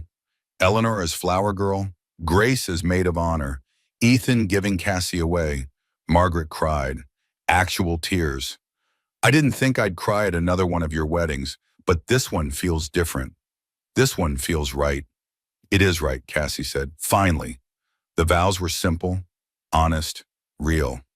I promise to celebrate your strength, not fear it. I promise to support your ambitions, not diminish them. I promise to be a partner, not a project. I promise to love you as you are, not as I wish you'd be. I promise to trust you, even when it's scary. I promise to let you in, even when it's hard. Promise to build a life with you, not for you. I promise to love you honestly, not perfectly. They kissed, married, partners. Eleanor shouted, "Pancakes!" Everyone laughed. That was love. That was family. That was everything. 5 years after Derek served divorce papers, Cassie stood in her office at Whitmore Digital Health. The company had gone public 2 years ago. IPO valuation, $2.8 billion. She was worth, on paper, over $3 billion. But that wasn't the wealth that mattered. The wealth that mattered was Eleanor. Healthy, happy, thriving. Starting pre-K in the fall. The wealth that mattered was Robert. Steady, present, making pancakes every Sunday. The wealth that mattered was the collective, 8,000 women now, supporting each other, lifting each other, changing the world one life at a time. The wealth that mattered was Margaret, proud, loving, present in ways she hadn't been before. The wealth that mattered was Grace, best friend, co-conspirator, sister in all but blood. That was the real fortune, not the money, the people, the love, the life she'd built from ashes. Derek was released from prison after serving 8 years. Good behavior, model prisoner, whatever that meant. He called, asked to see Eleanor. She was 8 now, old enough to have opinions. "Do you want to see your father?" Cassie asked. Eleanor thought about it. "Will you come with me?" "If you want me to." "Then okay, but just for ice cream, not for a long time." They met at a park, public, safe, supervised by Cassie's presence, if not officially. Derek looked older, broken, humbled in ways that 8 years in federal prison will do. "Hi, Eleanor," he said, awkward, uncertain. "You probably don't remember me."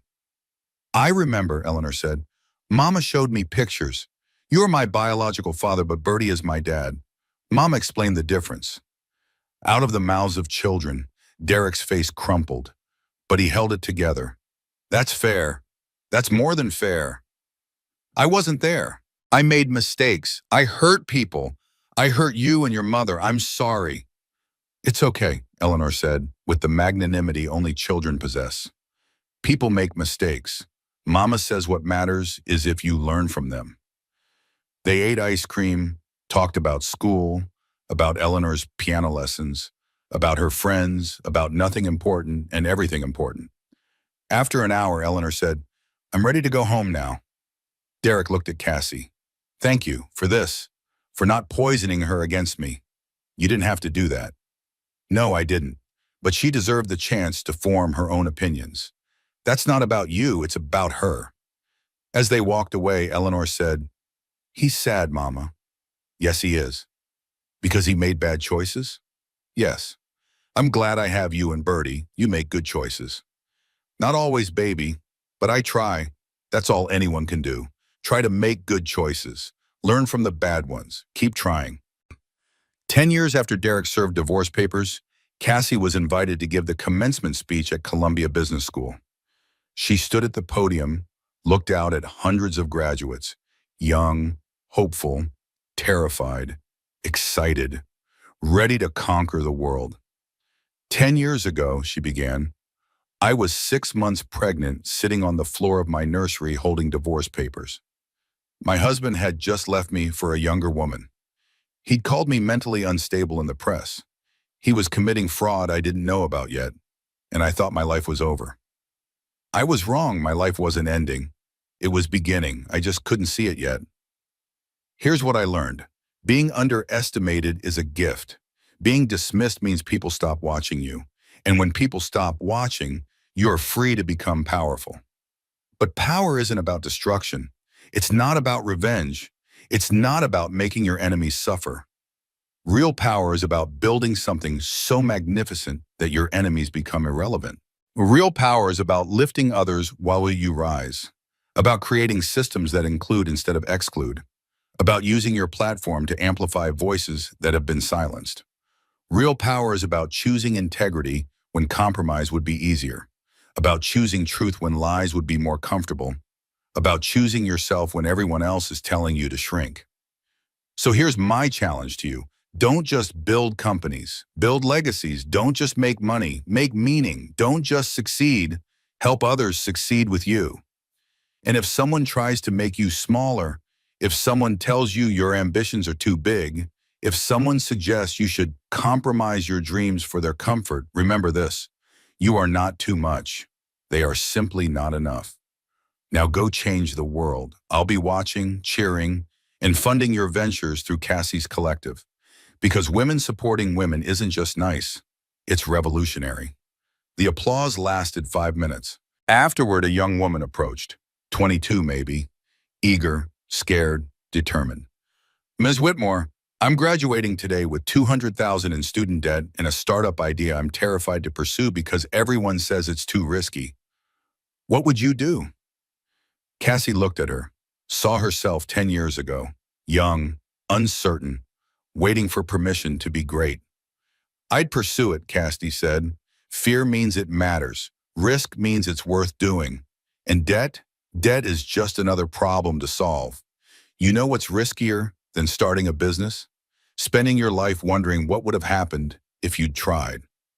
Will you mentor me? No, I'll invest in you. There's a difference. Send me your pitch deck. If it's good, you'll have seed funding by next month. If it's great, you'll have me as a board member. Show me great. The girl's eyes filled with tears. Thank you. You have no idea what this means. I do know someone gave me a chance when I needed it most. I'm paying it forward. That's how this works. We lift each other, always. That night, Cassie came home to chaos. Eleanor was 13 now, teenager, all hormones and opinions and drama. Mom, Izzy said I can't go to the concert because her mom thinks I'm a bad influence because of what grandfather Derek did. Can you believe that?